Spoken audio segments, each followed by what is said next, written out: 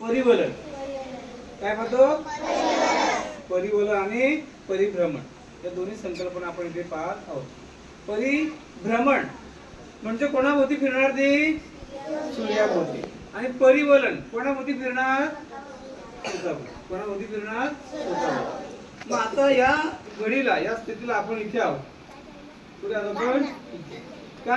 कारण सूर्यापासून येणारी किरण कशी येतात? तिरपी. म्हणून आपलं कोणता ऋतू सुरू आहे सध्या? हिवाळा.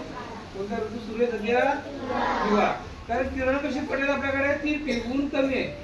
पण जसं आपण जवळ जाऊ तशी पृथ्वी जानेवारी, फेब्रुवारी, मार्च है ना, एप्रिल, आता हे मे मध्ये आलो. कुठे आलो? मे मध्ये आलो. आणि हे मे मध्ये आल्यानंतर बघा जवळ आलं की अंतर आपण शेकोटी जवळ बसल्यानंतर चटके बसतात की शेकोटी पासून लांब गेल्यानंतर चटके बसतात जवळ. मग आता आपण शेकोटी जवळ आलो, तुम्ही चटके बसणार ना आपल्याला.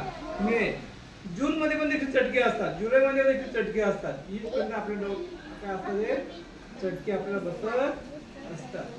तुम्ही असं जून मध्ये जुलै मध्ये कुठे पाऊस चटके बसतात? आम्हाला ऊन नाही लागत. का ऊन लागत नाही माहिती तुम्हाला? का? आपण सांगा नका. आकाशात काय असतं तेव्हा? पाऊस असतो आकाशात. ती काय असतात? ढग असतात. कसे असतात? काळे ढग असतात. त्याच्यावर कोण झाकला जातो? सूर्य झाकला जातो. आणि सूर्याची किरण आपल्यापर्यंत येऊन थेट पडत नाही. त्याच्यामुळे आपल्याला कसं वाटतं? ऊन जाणवत नाही. ऊन न जाणवण्याचं कारण आकाशामध्ये असलेले ढगांचं थर, त्याच्यामुळे किरण आपल्याकडे येऊन पोहोचत नाही. एखाद्या दिवशी आकाशाचा ढग नसेल तर चटके बसतात की नाही जुलै महिन्यामध्ये? ते ऊन सहन होत नाही आपल्याला. ऊन काय होत नाही? सहन होत इतकंच. पण तेव्हा सूर्याच्या जवळच आपण असतो. मग जुलै महिन्यापासून ऑगस्ट, सप्टेंबर, ऑक्टोबर, नोव्हेंबर, डिसेंबरला पण पुन्हा आपण होता दूर गेलो. आता नोव्हेंबर मध्ये, डिसेंबर मध्ये ही स्थिती आहोत आपण. हळूहळू आपल्याकडे काय वाढत राहील? ऊन वाढत राहील.